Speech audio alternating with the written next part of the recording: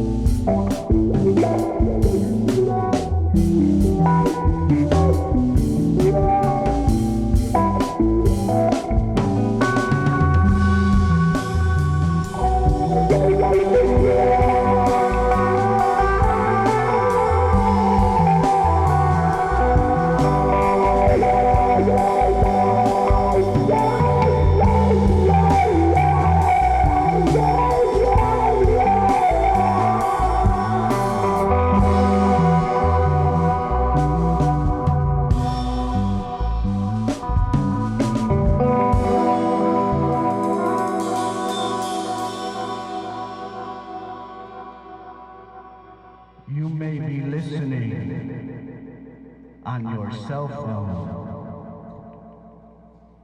You may be listening through headphones. You may be listening through speakers in your living room. The only thing that's certain is you are listening to the Higgins brothers.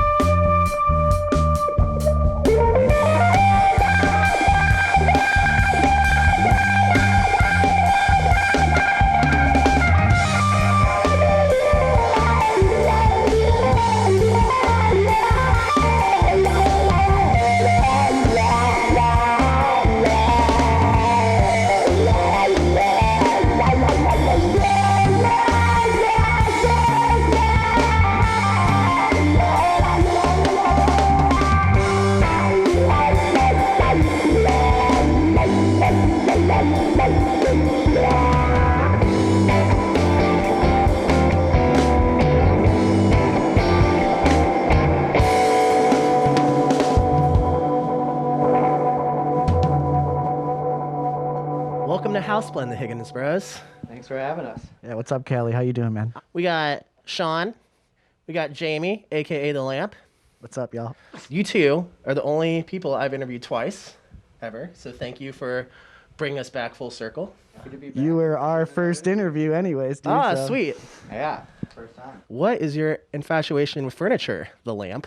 No, nothing with furniture, really. It's just a name that got assigned to me. It was supposed to be Lamo, Lame-o. but it was misspelled. Jamo the Lamo, and it got misspelled to Jamo the Lamp. And then when I moved out here, people were just calling me the Lamp. Yeah, he's the little brother. It's been around for a long time. He's hanging out with older kids, and we call him the Jamo the Lamo. Turned into Jamo the Lamp, and stuck with Lamp, and then Lampin', and it just works. Yeah. TV lamps, and it turned out to work real well. So what age did you transition from being a lame-o to a lamp? Oh, man. When I moved to Portland, so I think I was 19. Okay. Became a Lamp when I was 19. Nice. Legal age to be a lamp, I guess, Yeah, in yeah. some states. It For sure. varies. Some people might not know this, but you two are brothers. Yes, actual brother. Higgins Brothers, yeah. Higgins Bros, Higgins Brothers. Hence the name, yeah. IRL, in real life, brothers. So what inspired you two to start playing music, and at what point did you start playing music together?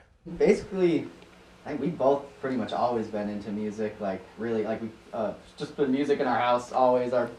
Both our parents play. Our dad plays piano and some other stuff, and my mom plays guitar. And we have uncles and stuff that are musicians. And I think I probably got my first guitar when I was like 10 or 11, and Jamie got like a drum kit around the same time, so he was probably like 8. And Yeah, the same kit. I've had this. Oh, no this way. is the second kit. Well, This this the is second I got kit. this when I was 8. It's had this thing for That a kit, long-ass I've time. had this since I was 8 years old. I got it, or however old you are in 3rd grade. It's my third. That's a 3rd grade drum set right there, and I still use it. We weren't very organized back then. I think we pretty much, the first time we got organized and really had like a band, so to say, was in like high school, maybe like 8th grade into high school. Okay. And didn't really do much, just played in the basement a lot. We've been playing in basements our whole life and jamming and shit. And then moved out here and started playing gigs with Maxwell Cabana and doing some, actually, a bunch of different projects out here. And yeah, just love it out here and been doing good shit. Nice.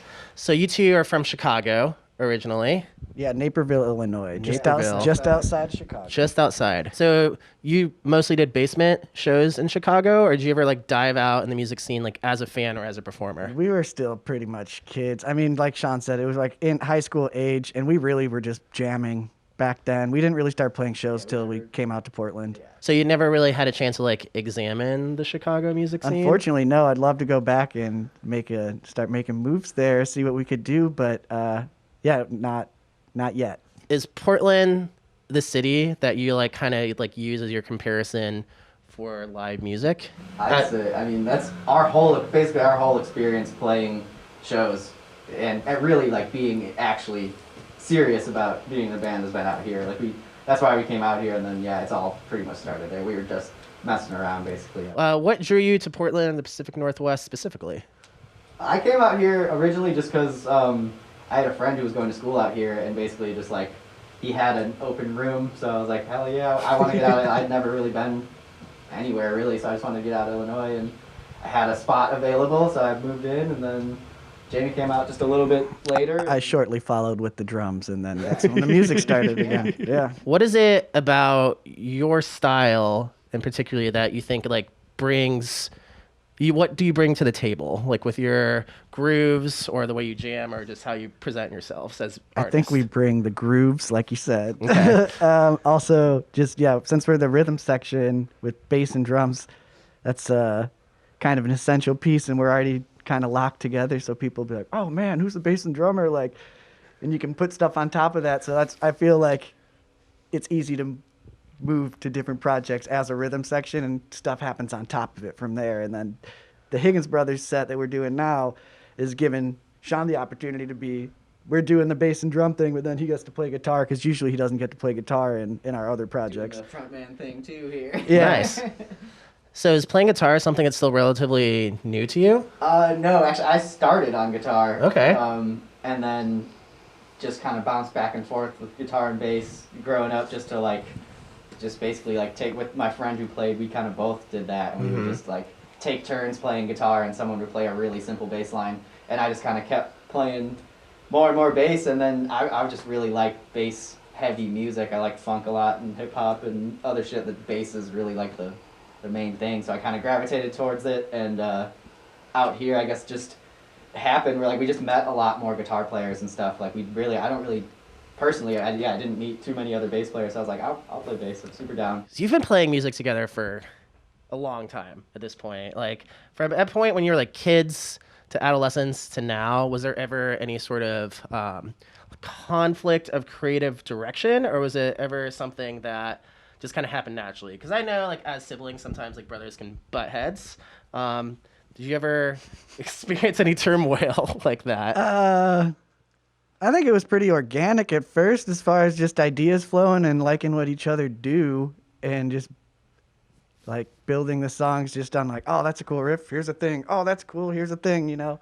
And then now that we're trying that we're trying to do like a set, the ideas are clashing a little more, you know what I mean? Like just because we've worked together for so long and we live together, and so now I feel like we'll get a little snippy with each other sometimes, but nothing major. Yeah, I was just gonna say, basically, I think the music really is more what we don't fight about. Like it's like that's really why. I mean, I think that's why we're really close too. Is just we've always played music together, and we both like the same music, but like that's kind of what keeps Jamie's a real fucking perfectionist, and it's really good. So I'll get annoyed sometimes if he's like, oh, you didn't do that quite right, but it's a good thing. But we're around each other a lot, and we definitely get in arguments and fight and stuff, but really the music is kind of what keeps us tight, I think. Yeah. So whenever you were with Maxwell Cabana, you did a benefit show. It was like the Hacienda benefit. Yeah, that was put together by our friend, Lauren. That he was the string player on our record. Yeah. What, I guess, inspired you to do a benefit show? Because I know sometimes, like in the industry, it can be really hard for artists and musicians, and gigs are something you cherish, and sometimes that's your only payday that you get for like the week or whatever. So what prompted you to do a benefit show? I would say honestly, the paydays are not really what drives us to do the music to begin with. Sure. And a benefit show is a great thing to help other people. We're just out there to play and have fun on stage. We just want to do that. Yeah, we definitely. The pay, and like when you're splitting it between a whole band, man, the pay's not much. If you're giving all the ticket sales to whoever you're raising the money for, it's a substantial amount. Do you feel like with your time during the pandemic, has that helped you or stunted you in a creative aspect? I'd say kind of a mix of both, where how we kind of built this project up more is because me and Jamie live together, so we're the only people we can play with. Like this whole time we haven't played with anyone else really, so I really miss playing with a bigger band and just being able to bounce ideas off other people and everything. But this whole loop thing and we got going on, and I think we've made a good situation out of what we've had, and it's been cool to be able to have plenty of time to perfect everything. And Jamie has been really killing it he makes a lot of beats and more one by one production things where we record one thing and then overdub and it's all me and him. And yeah, it was different because basically all the stuff we were used to working on ended. Sure. So we had to find a new thing, and at first first 6 months or whatever, it's hard to get motivated.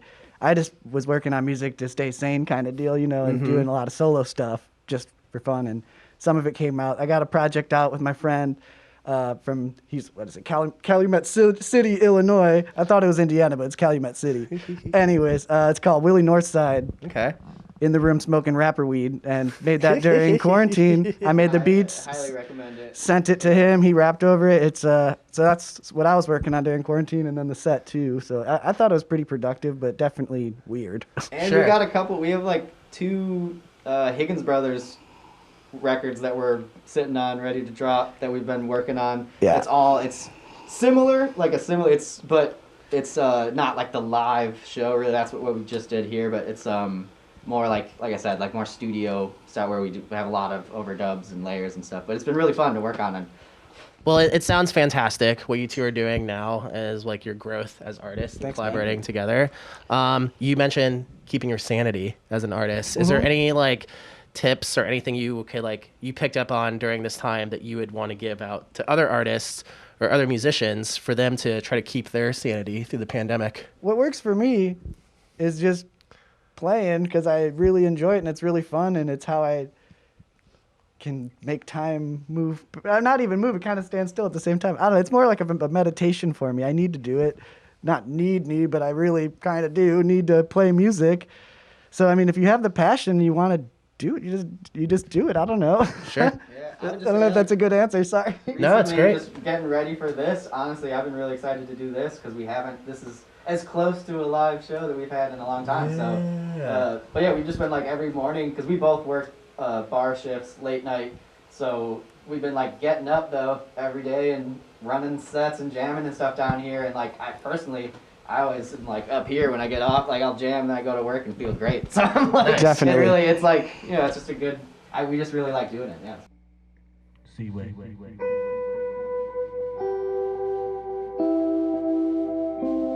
Sounds.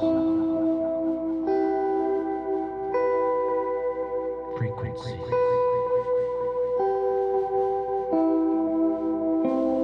Vibration. Higgins, brother.